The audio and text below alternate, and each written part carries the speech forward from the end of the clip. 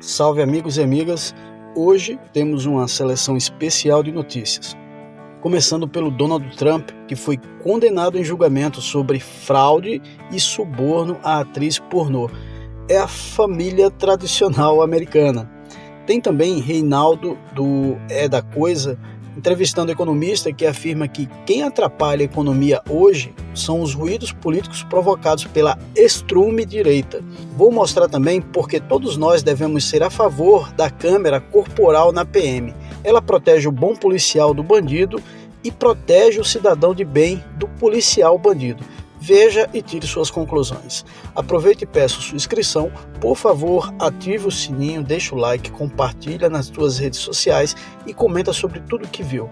Muito obrigado, abraço. Mas a produção me informa que é sim Trump saindo neste momento do tribunal após uma decisão avassaladora para ele, uma decisão inédita, uma decisão histórica, uma decisão que vai provocar para um país como os Estados Unidos, como você dizia, Sandra, um país que vai precisar olhar para o espelho depois de uma decisão como essa, numa Constituição, como você dizia, tão antiga que não previa esse tipo de situação, claro. Exatamente. Então, o que acontece? Eu dizia que aqui, como não tem uma eleição, um TSE, né, um Tribunal Superior Eleitoral no âmbito federal, são 50 eleições estaduais.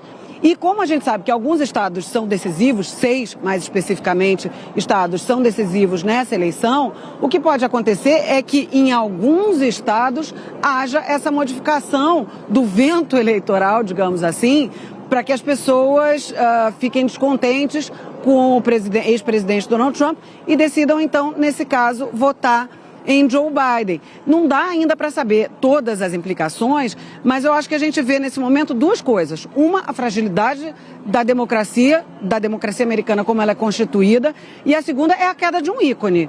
Não deixa de ser a queda de um ícone. Um homem, como dizia o Felipe Santana, acostumado aos privilégios, acostumado a estar no controle, acostumado a sempre vencer, hoje é derrotado. Ele sai derrotado, ele sai condenado em 34 acusações de fraude contábil.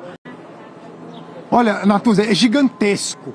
Um ex-presidente dos Estados Unidos, líder nas pesquisas para voltar a ser presidente dos Estados Unidos, foi condenado, considerado culpado nas 34 acusações.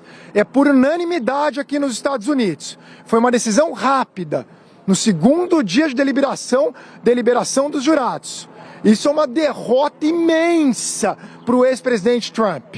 Imensa. Tem que falar, chamar atenção para a comemoração que a gente não tem comemoração. Então, a gente está ouvindo muita comemoração aqui atrás. A gente tem imagens, inclusive, que a gente pode mostrar dos manifestantes comemorando essas 34 condenações. Ô Paulo, o Brasil está indo pro buraco? Põe aí a resposta que ele deu, vai.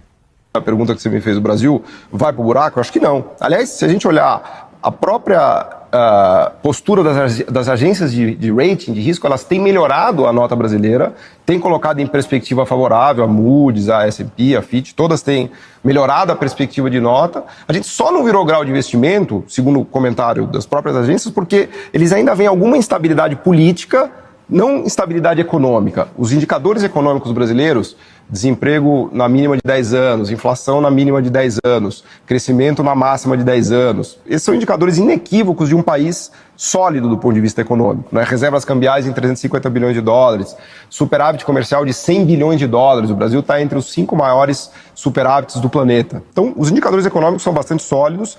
Tem ainda algum ruído político, isso incomoda um pouco as agências, e só por isso a gente não é grau de investimento, mas a gente está muito perto de virar o grau de investimento, que é o selo... 2 degrauzinhos nas 3. Exato, que é o selo de que realmente o Brasil está... Na minha visão, a gente vai virar grau de investimento. Aliás, eu tenho escrito, né, tenho falado isso do banco já há 2 anos que eu venho falando isso, e se a gente olhar 2, 3 anos à frente, eu acho que muito possivelmente a gente vai virar grau de investimento, que é um selo de que os indicadores econômicos estão bons. A imagem da câmera do sargento da Polícia Militar, Roberto Márcio de Oliveira, mostra exatamente a data e o horário, 4h10 da tarde, dia 7 de maio. É o momento em que 4 policiais que estão dentro da viatura fazem uma abordagem a 2 homens que estavam numa moto no Tatuapé, zona leste da capital. Quando o veículo entra na Rua Platina e se aproxima dos suspeitos, O sargento, que está no banco da frente, aponta a arma do lado de fora da janela, com a viatura em movimento. A viatura freia. É nessa hora que a arma do sargento Roberto Márcio dispara. O tiro atingiu seu Clóvis Marcondes, que estava caminhando pela calçada e não tinha nada a ver com a abordagem. Não é possível saber qual era a conversa entre os PMs na viatura. As imagens fazem parte do inquérito militar, que iria investigar o caso, e foram anexadas ao processo pela Secretaria Estadual da Segurança Pública, sem áudio. O policial que estava no banco de trás também apontou a arma para os suspeitos, do lado de fora da janela, com o carro da PM em movimento. Logo depois do disparo, os 4 PMs descem da viatura e, ao invés de imediatamente prestarem socorro ao aposentado, eles abordam primeiro os suspeitos e levam quase 1 minuto para perceber o que tinha ocorrido. Só então eles vão até o seu Clóvis. O sargento Roberto Márcio, que fez o disparo, é esse que aparece destacado na imagem. Logo depois, os policiais se reúnem e conversam sobre o que ocorreu. Aqui os vídeos anexados estão com áudio.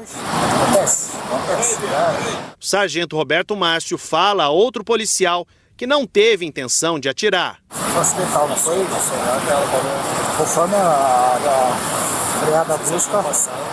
Na mesma hora, o sargento Roberto Márcio foi preso e levado para o presídio militar Romão Gomes, por ordem da Justiça Militar, onde permanece detido.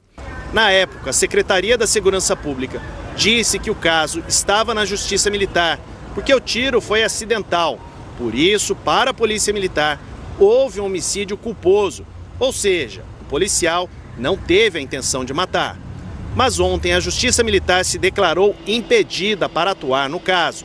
O juiz Ronaldo João Rotti considerou que houve dolo eventual na ação do sargento, citou que houve falhas de procedimentos operacionais e mencionou o método Giraldi, que foi criado justamente para diminuir a letalidade. Com isso, o caso fica com a Justiça Comum.